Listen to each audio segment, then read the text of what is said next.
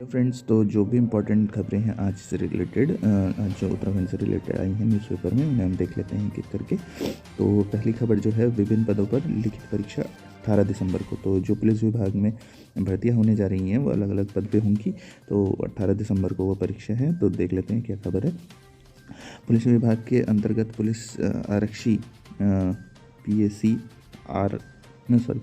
IRB अग्निशमक पुरुष और महिला परीक्षा जो होनी है, जो कि 2021 की है, वो 18 दिसंबर को है।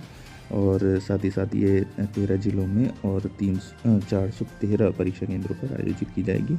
तो UPPSC ने कुछ इंस्ट्रक्शन जारी किए हैं, उन्हें देख लेते हैं। तो UPPSC के सचिव जो हैं गिरधारी सिंह रावत, उन्होंने बताया है कि लिखित परीक्षा के लिए औपबंधिक रूप से सफल अभ्यर्थी परीक्षा केंद्रों पर प्रवेश पत्र के साथ फ़ोटो युक्त पहचान पत्र अवश्य लाएं। तो देखिए, आपके जैसे आधार में फ़ोटो होती है, तो वैसा एक जो है पहचान पत्र लेके आएँ अपना ID कार्ड, और साथ ही साथ प्रवेश पत्र जो आप डाउनलोड किए होंगे वेबसाइट से, उसे लेके आ जाइए। और एग्ज़ाम में सुबह 9:30 बजे पहुंच जाना है परीक्षा केंद्र पर।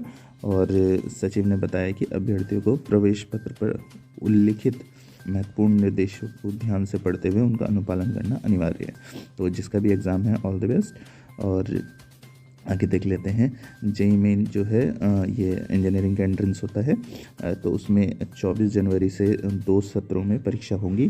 तो साल में 2 बार इनकी परीक्षा होगी। तो उसके लिए ये न्यूज़ आई है। तो देख लेते हैं क्या है। शैक्षणिक सत्र जो है 2023-24 के लिए JEE मेन में 2 सत्रों में होगी परीक्षा। तो पहला सत्र जनवरी में और दूसरा सत्र अप्रैल 2023 में होगा। और ये नेशनल टेस्टिंग एजेंसी से कराती है। उसकी अधिसूचना के अनुसार ये पाया गया है कि पहले सत्र की परीक्षा गणतंत्र दिवस को छोड़कर जो 24 से 31 जनवरी है उसके बीच होगी। बस रिपब्लिक डे की छुट्टी होगी तो उस दिन नहीं होगी ये परीक्षा। और आवेदन प्रक्रिया 15 दिसंबर से शुरू हो जानी है। तो आवेदन हो चुकी है, तो यहाँ से आप इसे अपना अप्लाई कर सकते हैं, जो भी इसमें इंटरेस्टेड हो। आवेदन की अंतिम तिथि जो है 12 जनवरी है। अगली खबर है नीट से रिलेटेड, जो कि मेडिकल का एंट्रेंस होता है। ये 7 मई को इसकी प्रवेश परीक्षा होनी है। तो देश भर में मेडिकल कॉलेजों में MBBS BDS प्रोग्राम के दाखिले में राष्ट्रीय पात्रता सह प्रवेश परीक्षा यानी कि नीट 7 मई को होगी। तो 7 मई को ये एग्ज़ाम है। वहीं विश्वविद्यालय में स्नातक प्रोग्राम में दाखिले की कॉमन यूनिवर्सिटी एंट्रेंस एग्ज़ाम जो है वो 21 से 31 मई। तो जो मेडिकल में ही ग्रेजुएशन लेवल पे जो एग्ज़ाम होता है, ग्रेजुएशन में जो एग्ज़ाम होता है PG के लिए, तो उसकी जो होगी 21 से 31 मई तक एग्ज़ाम होना है। और परीक्षा छूटने पर अभ्यर्थियों को दोबारा मौका भी मिलेगा। तो ये शायद से PG वालों के लिए ही है कि दोबारा मौका मिलेगा, बट आप पहले ही मौके में इसमें चौका मार दीजिए। आगे देख लेते हैं। विधानसभा से 228 कर्मचारियों की बर्खास्तगी के फैसले पर सुप्रीम कोर्ट की मोहर। तो देखिए, ये बहुत ही इम्पोर्टेंट मामला हो चुका था और इसमें कई रोलर कोस्टर जैसे प्रकरण सामने आए थे। कभी पाला इधर, कभी फैसला इधर के पक्ष में जा रहा है, कभी उधर के पक्ष में। तो देख लेते हैं क्या है ये, क्या फाइनली हुआ है। विधानसभा सचिवालय में तदर्थ आधार पर नियुक्त जो कि 228 कर्मचारी थे, उनकी बर्खास्तगी के फैसले को सुप्रीम कोर्ट की खंडपीठ ने भी मोहर लगा दी है।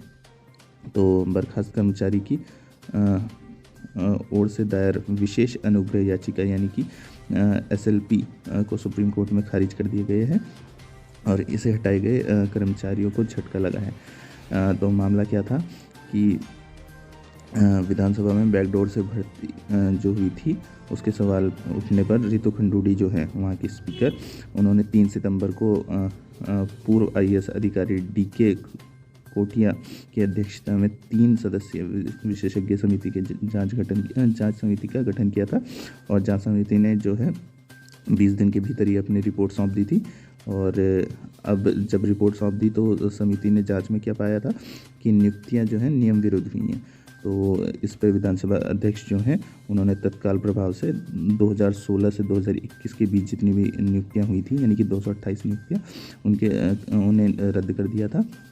और विधानसभा के इस फैसले को ये जो कर्मचारी थे वो हाई कोर्ट लेके गए थे और हाई कोर्ट ने इस पर पहले रोक लगा दी थी। जो एकल पीठ है यानी कि एक जज की बेंच जो थी उन्होंने क्या करा, इस पर रोक लगा दी थी। बट जो ये हैं गवर्नमेंट है या फिर विधानसभा अध्यक्ष हैं वो उसे हाई कोर्ट की 2 जजेस वाली बेंच में लेके गए थे। वहाँ पे उन्होंने ये फैसले को बरकरार रखा था, यानी कि इनकी नियुक्तियाँ गलत हैं ऐसा बताया था हाई कोर्ट ने। फिर इसके बाद इन्होंने जो कर्मचारी हैं उन्होंने SLP दायर की थी सुप्रीम कोर्ट में, और सुप्रीम कोर्ट का अब फैसला आ गया है कि इनकी नियुक्तियाँ गलत हैं और इन्हें बर्खास्त ही रहना चाहिए। और इस पर रिएक्शंस भी आए हैं रितु खंडूड़ी जी के, यानी कि विधानसभा अध्यक्ष, और धामी जी के। तो इन्होंने बोला है कि सुप्रीम कोर्ट का फैसला जो है वो सराहनीय है और यह न्याय और उत्तराखंड के लाखों युवाओं की जीत है। मैंने पहले भी यह बात की थी कि कठोर निर्णय है, लेकिन कठोर निर्णय लेने से पीछे नहीं हटूंगी। विधानसभा अध्यक्ष के तौर पे जो निर्णय लिया था उसे सुप्रीम कोर्ट ने भी सही माना है। और धामी ने कहा है, CM धामी ने ये कहा है कि सर्वोच्च न्यायालय का निर्णय जो है स्वागत योग्य है। और जैसे ये आज पता नहीं क्यों सही से काम नहीं कर रहा है, देख लेते हैं। सर्वोच्च न्यायालय का निर्णय स्वागत योग्य है और जैसे ही विधानसभा में नियुक्तियों की अनियमितता की बात सामने आई, हमने विधानसभा अध्यक्ष से इसकी जांच करवाई। मतलब सब अपना अपना क्रेडिट लेने की बात कर रहे हैं। विधानसभा अध्यक्ष बोल रही हैं कि हमने पहले ही कार्रवाई की और सुप्रीम कोर्ट ने उस पर मोहर लगा दी, और CM धामी बोल रहे हैं कि हमने विधानसभा अध्यक्ष को बोला तब जाके ये नियुक्तियाँ कैंसिल हुई हैं। तो क्रेडिट जो भी ले, लेकिन फाइनली डिसीजन आ गया है कि इनकी जो बर्खास्तगी हो जाएगी। तो ये आगे यही खबर थी, दूसरे न्यूज़पेपर से है, ये सेम खबर है। अब यहाँ पे कांग्रेस का रिएक्शन आया इसी चीज़ पे। नियुक्ति पाने वालों जब गलत है नियुक्ति पाने वाले तो देने वाले कैसे सही हैं।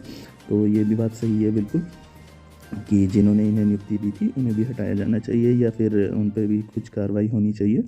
और यहाँ पे देख लेते हैं कि कांग्रेस की जो मुख्य प्रवक्ता हैं गरिमा मेहरा दोसानी, उनका बयान आया है कि सरकार को नियुक्ति देने वालों के खिलाफ भी कार्रवाई करनी चाहिए। और वहीं जो हैं अखिल भारतीय कांग्रेस कमेटी के सदस्य हैं जयेंद्र अमोला, उन्होंने कहा है कि इस मामले में अब भर्ती करने वालों पर भी कार्रवाई होनी चाहिए। और सुप्रीम कोर्ट के फैसले से स्पष्ट हो गया है कि विधानसभा में हुई नियुक्तियाँ गलत थी और सभी को नौकरी से हटाने का सरकार का फैसला सही था।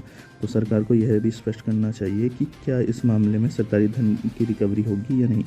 तो सरकारी धन की रिकवरी तो होना बहुत ही मुश्किल है, क्योंकि उन्होंने जॉब भी करी है, ऐसा नहीं कि उन्होंने जॉब नहीं करी। बट इनका हटाए जाने का फैसला बिल्कुल सही है। अब अगली खबर है कि ऐप पे मिलेगी भर्ती की जानकारियाँ। तो जो UPPSC है उसकी भर्ती से रिलेटेड जो जानकारी हैं वो ऑनलाइन ऐप पे भी मिल जाएंगी अब। तो ऑनलाइन जैसे कि ये होता है कि भर्तियों की पूरी जानकारी मिलेगी, ऑनलाइन आवेदन, एडमिट कार्ड और आंसर की, ये सभी जो सुविधाएं हैं वो मोबाइल ऐप पे उपलब्ध होंगी। बट ये अभी तक जारी नहीं किया गया है। इसके लिए आयोग ने मोबाइल एप्लीकेशन की तैयारी शुरू कर दी है। तो अभी प्रक्रिया शुरू हुई है, ऐप बनेगी तो आपको सूचित कर दिया जाएगा। आगे है बहुत इम्पॉर्टेंट ये मुद्दा है। देखिए आप, जो भी ऐप्स बनी हैं जैसे परिवहन ऐप है, अभी देखिए यहाँ पे ऐप ही बनाने की बात हो रही है, लेकिन वो कितनी कारगर होती हैं वो यहाँ पे उसका ब्यौरा आ चुका है पूरा। तो परिवहन जो मंत्रालय है, परिवहन विभाग है, वो काफ़ी ऐप्स चला रहा है। बट यहाँ पे उनकी पोल खुल चुकी है। सारी ऐप्स जो हैं जैसे पथिक ऐप है या ये है उत्तराखंड पुलिस ऐप है, गौरा शक्ति है पुलिस, और UP CM हेल्पलाइन है। तो ये कितनी कारगर है उसका ब्यौरा आया है, तो इसे पढ़ लेते हैं एक बार। परिवहन ऑनलाइन सेवाएं हैं या परेशानी का पिटारा। तो सॉफ्टवेयर में खामी बताकर 1,500 रुपये के चालान के वसूले जा रहे हैं 2,500 रुपये तक। तो देखिए यहाँ पे कुछ खबरें आई थी कि ऑनलाइन जमा नहीं हो पा रहा है ग्रीन टैक्स। तो ऐसी खामियां आ रही हैं कि सॉफ्टवेयर में दर्ज नहीं चालान की सही दरें, तो चालान की सही दरें ही नहीं है तो ऐप में, तो सही टैक्स कैसे वसूला जाएगा। और RTO को संशोधन का अधिकार नहीं, तो ऐसा बताया जा रहा है। और डीलर पॉइंट पर भी शुरू नहीं हुआ रजिस्ट्रेशन। उत्तराखंड में कब शुरू होगी भारत सीरीज़? तो ये ऐसी जो कमियां हैं, अभी तक भारत सीरीज़ भी स्टार्ट नहीं हुई यहाँ पे उत्तराखंड में। ये कोई मैच की सीरीज़ नहीं है, ये पेट्रोल वाली सीरीज़ है और गाड़ियों की जो सीरीज़ होती है।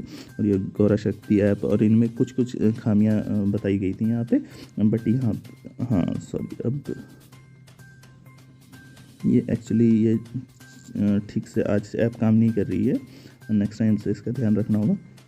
बाकी आगे देख लेते हैं।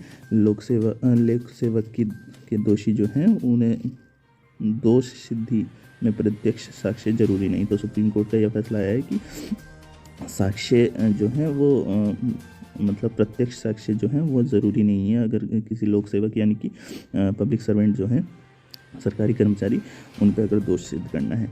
तो जैसे करप्शन के मामले होते हैं, जैसे अभी एक रिसेंटली एक वीडियो वायरल हुआ था जिसमें क्या था, पुलिस वाले ने मतलब 4,000 के आसपास घूस ली थी, 10,000 के आसपास या 4,000 के आसपास, और जैसे ही उसकी शिकायत हुई, उसे टीम पकड़ने के लिए आई तो उसने वो पैसे खा लिए।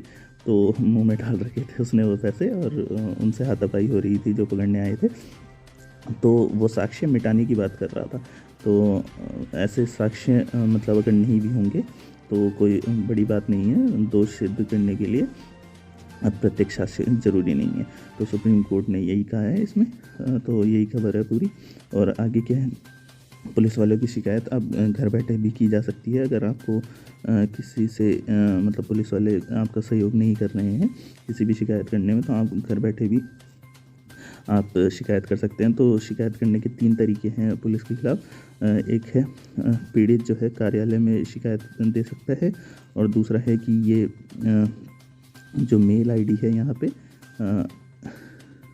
spca@gmail.com, आप इस पे शपथ पत्र जो है ऑफिशियल फॉर्मेट में जमा कर सकते हैं। वहाँ पे फॉर्मेट भी दिया होगा। और इसके अलावा जो है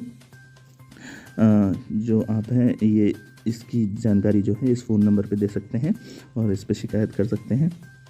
साथ ही क्या है, कांस्टेबल से लेके इंस्पेक्टर तक के खिलाफ जो है यहाँ पे आप शिकायत कर सकते हैं इन नंबर्स पे। और अगला क्या है, नौकरी पाने में आधी आबादी पुरुषों से आगे। आधी आबादी मतलब वीमेंस जो हैं वो पुरुषों से आगे हैं नौकरी पाने में। आगे देख लेते हैं पूरी खबर क्या है ये, कि देश में नौकरी पाने वाली जो महिलाएं हैं वो पुरुष से आगे हैं। इस वर्ष जो है वो 47.2% जो हैं पुरुषों की तुलना में जो रोजगार में जो महिलाएं हैं वो आगे हैं। 52.8% है उनका जो रेट है। और यहाँ पे ये रिपोर्ट आई है दी वी बॉक्स इंडिया स्किल्स। तो इस रिपोर्ट के अनुसार ये आई हैं खबरें। इन्होंने ये भी बताया है कि दिल्ली यूपी के जो युवा हैं वो सबसे योग्य पाए गए हैं। और साथ ही साथ बीटेक वाले खुश हो सकते हैं। यहाँ पे बीटेक एमबीए और बीकॉम करने वाले उम्मीदवार सबसे अधिक रोजगार योग्य बताए गए हैं इसमें। और देश में रोजगार योग्य कार्यबल भी बढ़ा है। देखिए, कार्यबल तो बढ़ता जा रहा है और योग्य लोग भी बढ़ते जा रहे हैं, बट जब तक उन्हें प्रॉपर जॉब्स प्रोवाइड नहीं करी जाएंगी तो तब तक ये मुद्दा ऐसे ही चलता रहेगा बेरोजगारी का। और बेरोजगार जो युवा होते हैं वो भटकते रहते हैं इधर उधर, और वो गलत संगत में भी जा सकते हैं। और ये अगर युवाओं को सही दिशा दिखानी है तो गवर्नमेंट को जॉब क्रिएशन पे ज़रूर ध्यान देना होगा।